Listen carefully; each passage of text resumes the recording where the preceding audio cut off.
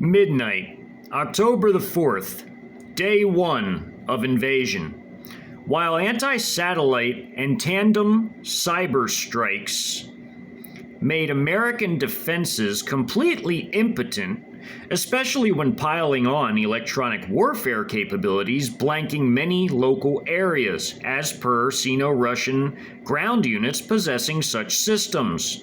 Switching them on, jamming therefore, redundant communications such as radios and even independently powered portable radars. One example of such being air defense radars such as those of the Patriot missile systems. All of these paralyzing occurrences making organization and thereby coordination of defenses virtually impossible except at the most local of levels, often by personnel spreading messages within earshot and or walking distance. Many Trojan shock forces beginning upon and within various CCP regime properties throughout the nation, including within the South Central invasion sector, had carried out their final preparations from top to bottom, including at the squad level, before lashing out in all directions with an immediate striking range of many of their objectives, most being within mere miles, as CCP regime properties had been purchased as close as possible to said objectives. Oklahoma City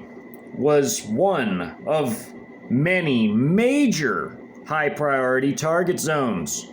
under the jurisdiction of the PLA's 58th Group Army, the local Trojan force assigned to the area.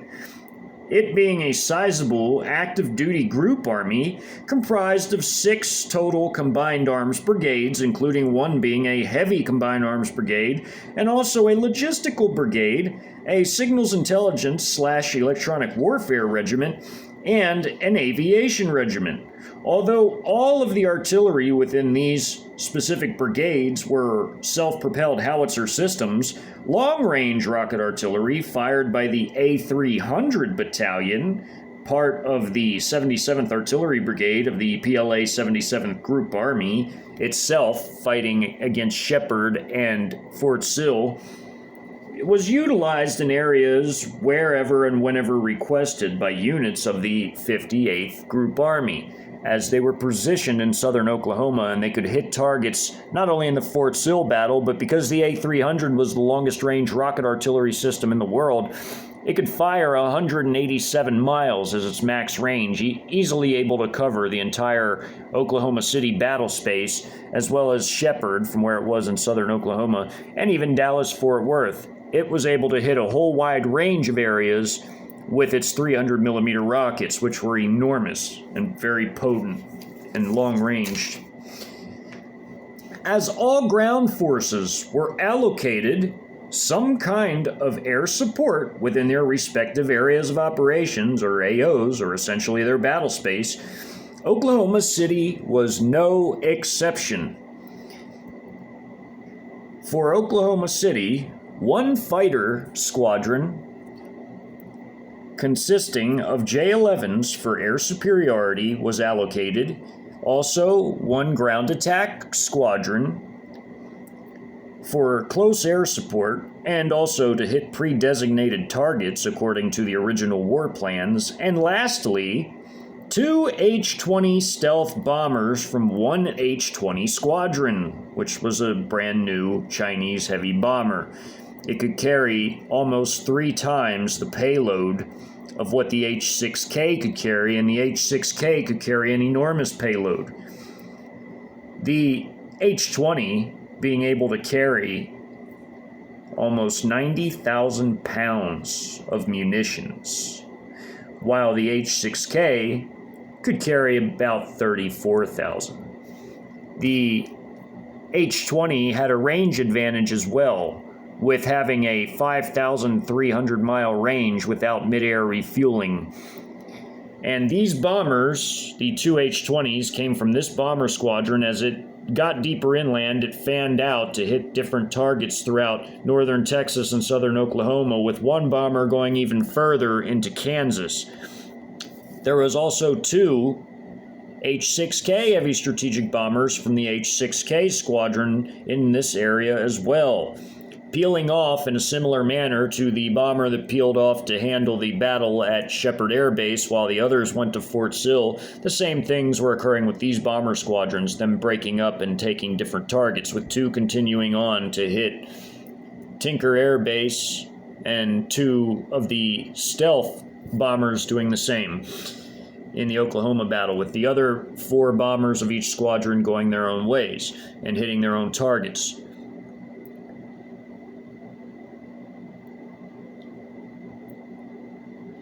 Even as midnight struck,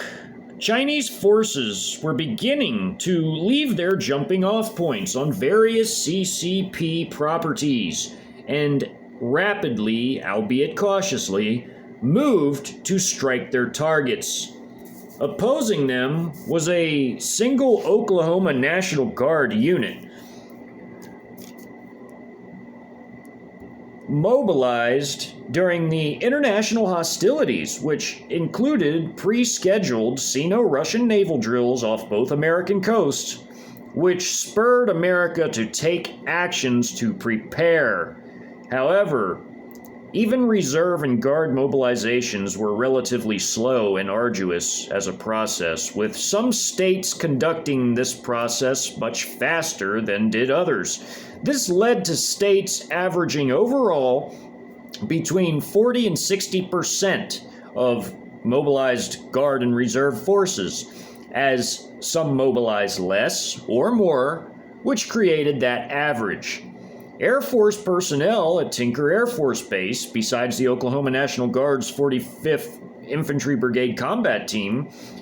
were another defending force within the area. Of course, armed reactionary civilians would be present in their thousands, as Oklahoma City was a large metropolitan area and relatively well spread out. As tensions had arisen between America and its adversaries turned enemies, Oklahoma had deployed its forces with the approval from the central regime in the Cap City in D.C. to protect critical infrastructure, including Tinker Air Force Base, power plants, water and sewage treatment facilities as well. This deployment kept troops relatively near their armories and therefore logistics, although such would be struck immediately by various Chinese systems. Although the U.S. Air Force had another installation in the form of the Air National Guard at Tulsa, they too would be struck viciously during this invasion. They would be hit by various missile fire coming from the Trojan unit, the 616th Strategic Missile Forces Brigade from the Chinese Eastern Theater Command of the Strategic Missile Forces, which this brigade had different battalions firing 4 different types of missiles. They had DF-15Bs and Cs, they had DF-11As, and they also had DF-21As, and were able to easily hit not just Oklahoma City area, but their range also included Tulsa with the DF-21As. Also fired were missiles coming from the other Strategic Missile Forces brigades, consisting of the 612th and 613th, also of the Eastern Theater Command of China. And these brigades were not only the active battalions that comprised these very brigades, but also they were bolstered by mobilized reserve units that were specifically mobilized to fire older missile systems, including the large, massive DF-4 with its enormous range and payload, as well as DF-3As and DF-2s, which could be fired from TEL systems, while the DF-4 was fired from specially constructed scaffolding, almost mimicking the type used in the North Korean ballistic missile program. These missiles would be fired at all types of targets throughout the nation, as the nation was a target-rich environment, and the missile forces, needless to say, would be kept extremely busy, with DF-21As hitting these areas, DF4s and DF3s, or DF3A basically, with enough range and heavy payload to hit these areas. These air bases, whether it was Tinker or the air base at the International Airport, which boasted the 125th Fighter Wing, would be hit massively by these missiles, as well as all the cruise missiles that were container-fired that would be hitting various targets throughout the country. Even long-range cruise missiles that were subsonic fired from these forces were already hitting targets deep inland, including in Oklahoma, such as the Fort Sill area with the DH-10As, which were a subsonic but very long-range cruise missile, which even had enough range to reach Oklahoma City from their current firing positions within Mexico. These forces would be extremely overwhelmed by the breakout of the Chinese forces, as their air power, due to the flight distance, would be supported not only by mid-air refuelers from either China or Russia, as both nations would be operating in this region to keep aircraft airborne as long as possible, or to help those that flew deeper missions to be able to return, fuel up, and return to base to rearm to continue their missions. These mid-air refuelers would be constantly flown in order to keep especially the smaller aircraft, such as the tactical fighter bombers or the fighters, in the air as long as possible, being the strike aircraft and the fighters. Whereas some of the bombers would use the mid-air refueling, but for the most part, once they dropped their payloads, they would do an RTB in order to reload to carry out future missions. Although the massive range of the H-20 squadron allowed even one of its bombers that broke off to fly farther inland into Kansas to hit targets there, one being Fort Riley in particular. As all of this was going on, there were all sorts of forces on the map, as Oklahoma City was a vitally important road and rail junction and had a number of defense contractors or corporations that had prominent presence within the city itself, most of which being oriented towards aviation, such as Lockheed Martin or Boeing or Swanda or L3, all of which had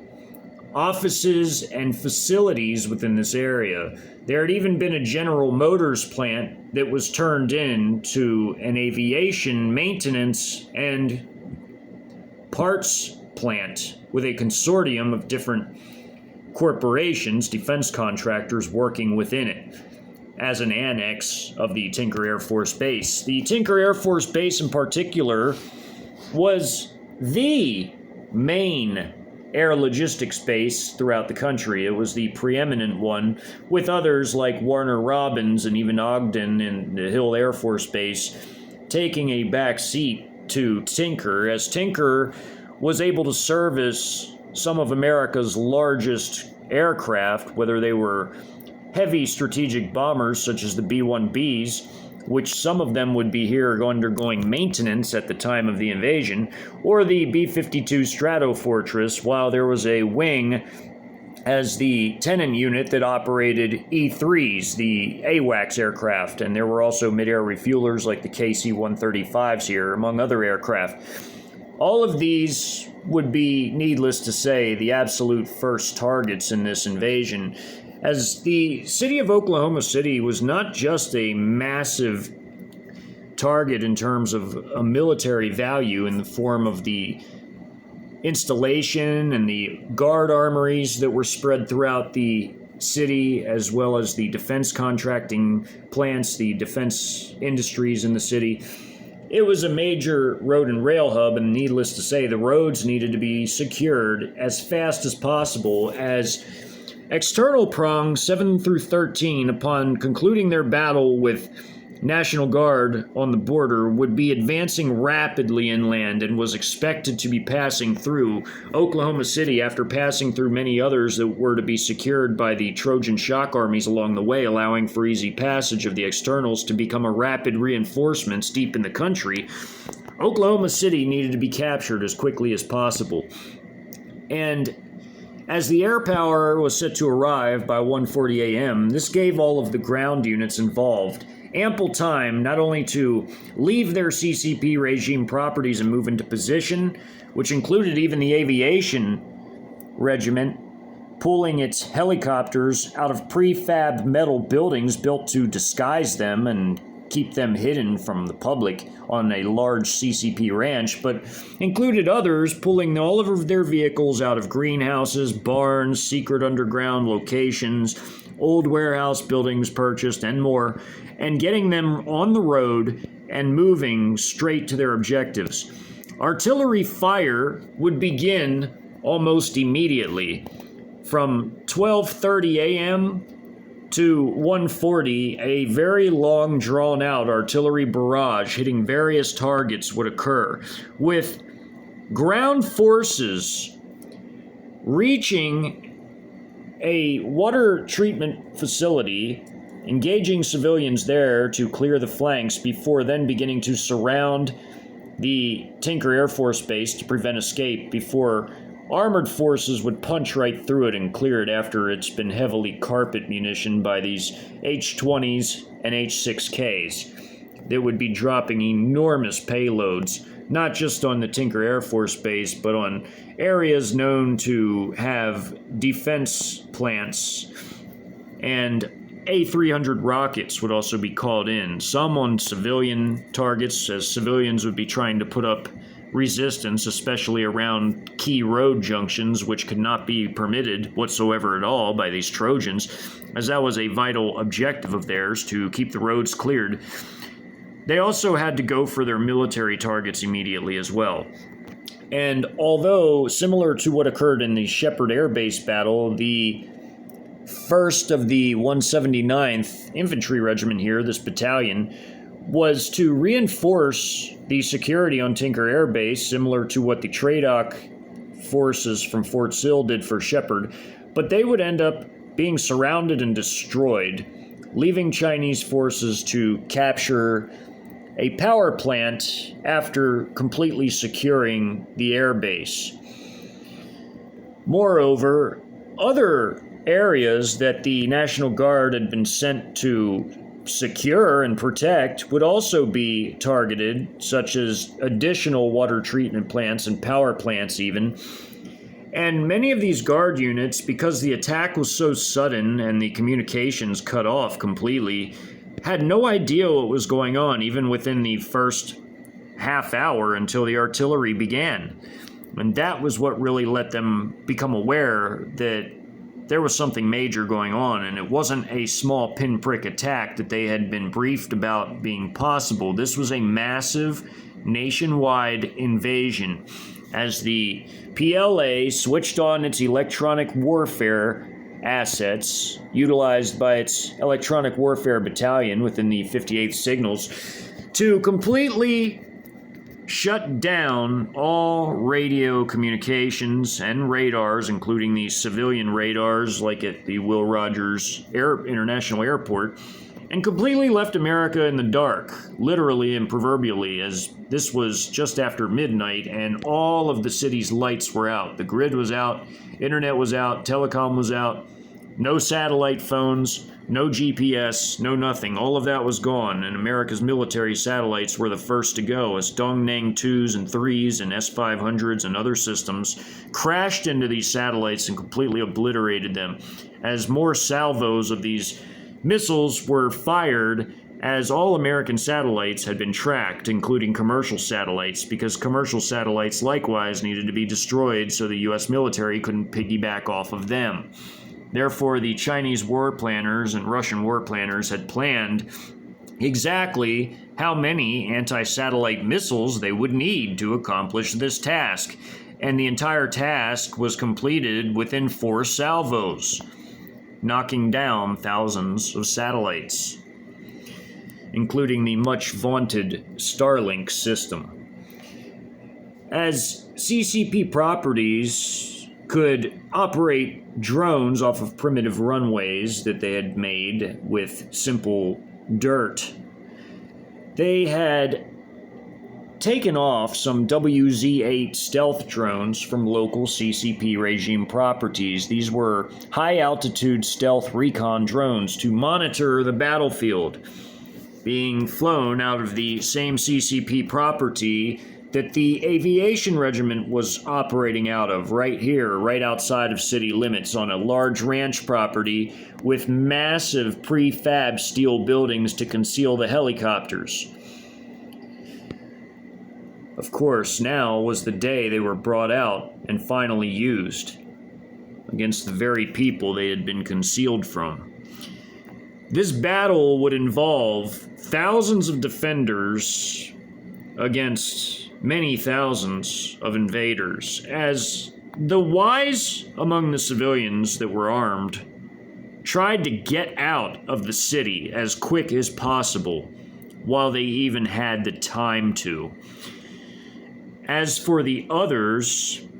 there were only two categories by the time the artillery began flying. There were the reactionary armed civilians that wanted to fight back immediately, that didn't have any actionable intel. They didn't know where their enemy was exactly coming from, as they were coming from all directions from their CCP properties, didn't know what types of capabilities their enemy possessed, didn't have anywhere near the firepower their enemy possessed, and were simply unable to communicate or effectively coordinate their activities against the enemies, making them vulnerable and easy to pick off and destroy one at a time or in small groups. As they began to cluster, as they realized that that was the only way to be able to communicate and get things done, clusters of armed civilians that began to crop up in different areas around the city and its suburbs were rapidly isolated, cut off, and destroyed. Although this battle would be a relatively quick battle because it was a major city, residual combat would go on for nearly 2 days, with the major combat achieved and over with on day number 1, as this would last a full 24 hours of the major fighting, with the first objectives being to go after the military units and secure the roads, and even to capture key political targets as they were on the deck of cards of the most wanted within Oklahoma, as each and every state in America had its own deck of cards, similar to that the Americans created for the Iraqi regime members. Only this time the shoe was on the other foot, and the American regime and military personnel at the very top were on the different decks of cards for each individual state. America was a vast nation, and an equally vast force was assembled to take it down, as 12.5 million total invaders, comprised of two components, Trojans and externals, ravaged the nation exceedingly rapidly in the fastest and largest invasion in human history, lasting a grand total of only 4 days for a nation this vast. And it was only because of the Trojans that this type of success was even able to be achieved, because they had so easily come into the country over the decades and built their logistics, built up their units on these properties. They were able to achieve the unthinkable. They were able to take down a nation this size in merely 4 days, whereas if they had only been using externals, it would have taken much longer. Although America lacked the types of defense industries that China had and wasn't even close industrially speaking, wouldn't have been a fair fight, it still would have taken the Chinese longer than a matter of days to subdue a nation this large. But because the Trojans that began inside the country began within mere miles of their objectives in most cases, sometimes even right up against them, if they could get a property close to an installation or a key objective, they would lash out and take everybody down, all of their objectives, within a matter of days.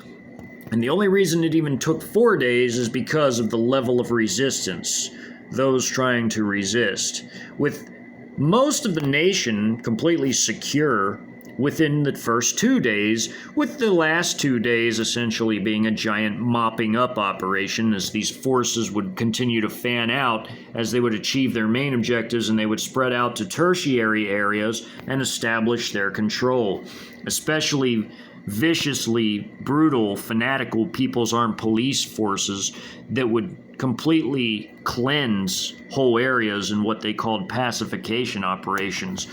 which was simply just wiping out most of the local populations. Although the PLA was far more civilized than their PAP brethren, they still caused enormous destruction within their battle spaces. And Oklahoma City would be ravaged. It would be completely annihilated by heavy rocket artillery coming from the long-range A300s operated by the 77th Artillery Brigade of the 77th Group Army, as well as all the various 152 and 155 millimeter howitzers of these different combined arms armies, as each of these forces had its own artillery battalion. Combined altogether, it numbered some 240 howitzers, which was more than enough to cause the level of destruction that they caused. Not to mention the air threat, as the JH-7s, the ground attack aircraft or strike aircraft, they could carry a large payload per aircraft, thousands of pounds of munitions or missiles. And the strategic bomber aircraft carried massively more. Even the fighters, upon returning after an RTB, would be carrying ground attack munitions, as there would be no air force on the American side to contend with, as 95% of it would be destroyed on the ground, with very limited instances of air-to-air knockdowns of American aircraft or kills conducted by air defense systems, by Chinese or Russian air defense systems swatting them down. Within the first hours, essentially, the American Air Force would be nullified on the ground completely, being struck by everything from cruise and tactical ballistic missiles to strategic bombing raids to tactical ground strikes by ground attack aircraft or rocket and howitzer artillery, or directly simply being overrun, depending on how close the Chinese forces were when they began the invasion to the installation. In the case of Tinker, it would be rapidly surrounded upon armed civilians being crushed at this water treatment plant before they would be overrun by armored forces that would spearhead their way into the installation, engage and destroy American forces, not only of the Air Force personnel, but also of the 1st of the 179th, attempting to conduct a rescue operation, as it was their task to secure the installation. As there was no billeting for them on the installation, they began near the power plant that was not a far distance away from the installation. They had set up a bivouac area, a temporary campsite by the power plant, guarding both the power plant and Tinker Air Force Base as a boost in security. But they would be quickly overcome and destroyed by Chinese armor and mechanized infantry that would storm the installation, as well as artillery shelling and massive payloads dropped on it by H-20s and H-6K heavy strategic bomber aircraft. This battle would involve mass destruction on a scale, in terms of American cities, never before seen since the Battle of Berlin in 1945. And this would not only apply to Oklahoma City, but would apply to all major American cities, as San Antonio, Austin, the whole central Texas area, Waco, Abilene, Dallas-Fort Worth, Texarkana, Houston, El Paso, and even Albuquerque and Santa Fe and Oklahoma City, Lawton, would all lay in ruins due to all the fighting and the heavy nature of the simple saturation of artillery and airdropped and fired munitions and, of course, tactical ballistic and cruise missile strikes.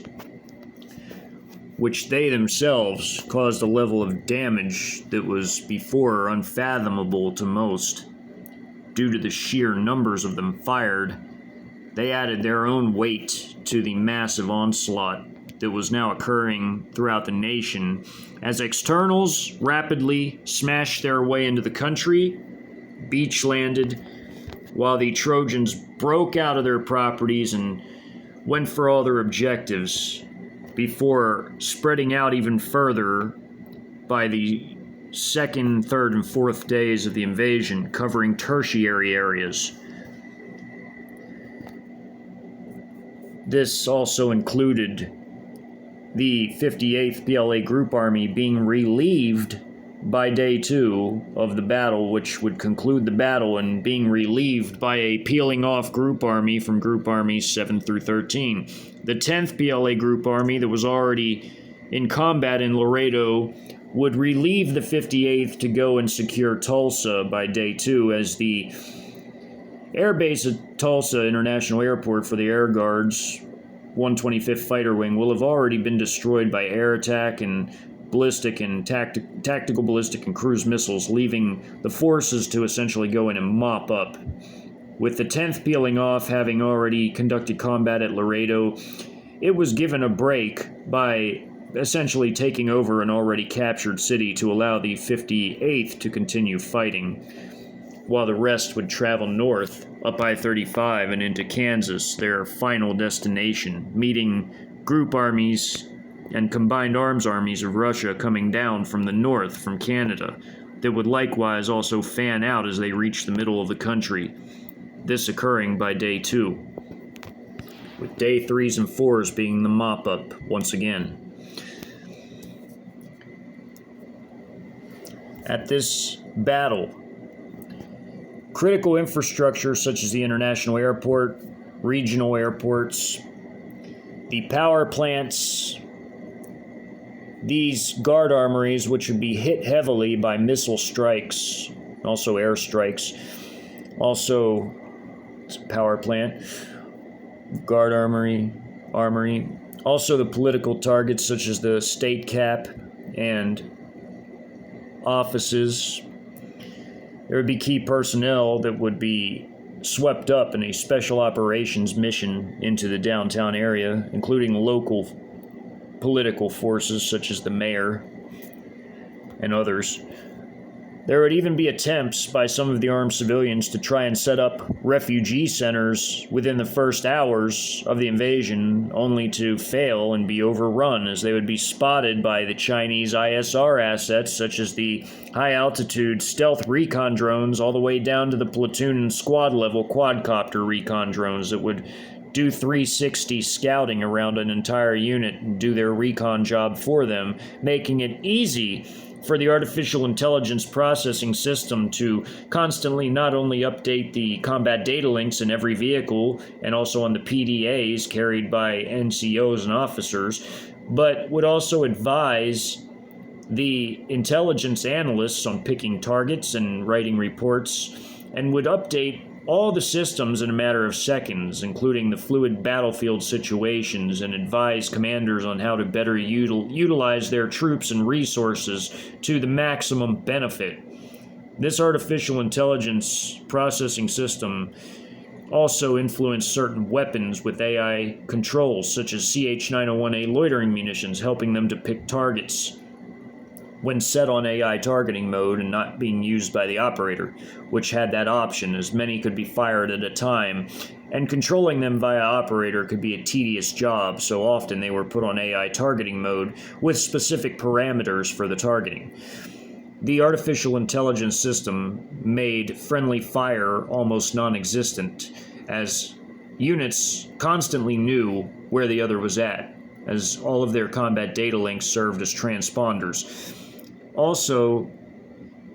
It also made reacting to enemy actions far more efficient and flexible as well.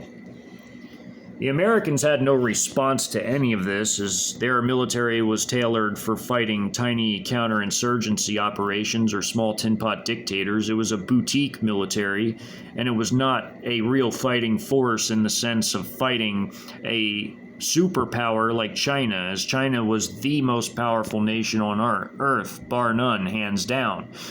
They had the most forces under arms of any nation, including their paramilitary, which was all combat trained and combat grade. They had 20 million paramilitary forces within all their paramilitary branches. They also had the largest active duty military on Earth, with the largest ready reserve force. As according to Chinese documents, everybody is a soldier, but for those that leave the PLA, they're still under a ready reserve status and therefore put into reserve PLA group armies to be utilized in a time of war. The mobilization system in China worked like a well-oiled machine and was easy to call up forces en masse for war. China had enormous aggregates of munitions and vehicles and aircraft. China had reserves for all of its military branches, including its strategic missile forces. The sheer number of weapons China had in storage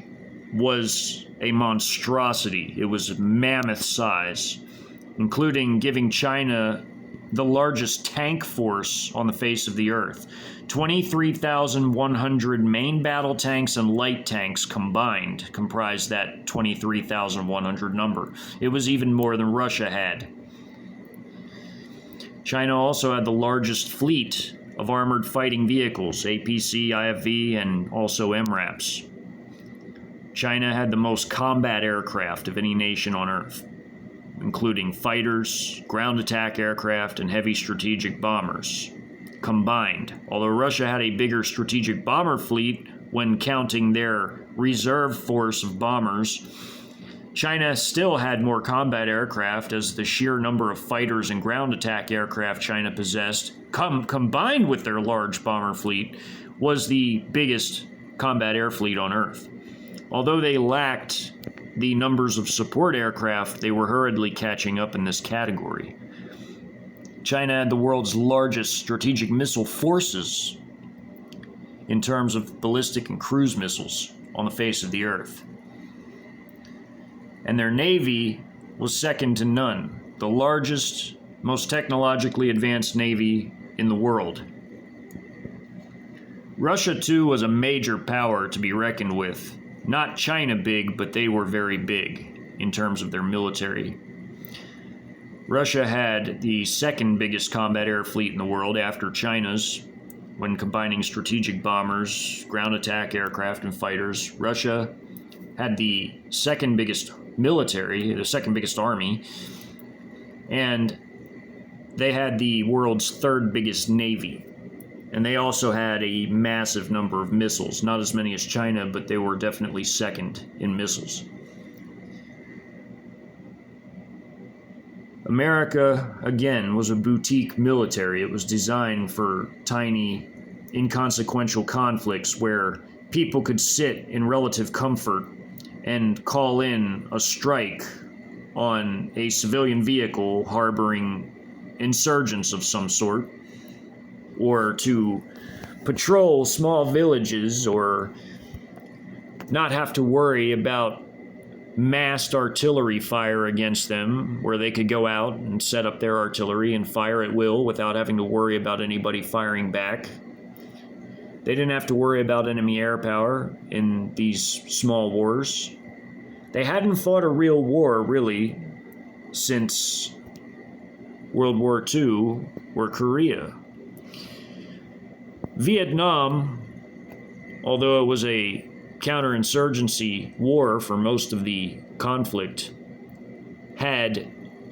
caused a lot of damage to the American Air Force, where 1/3 of its combat aircraft were destroyed in that conflict.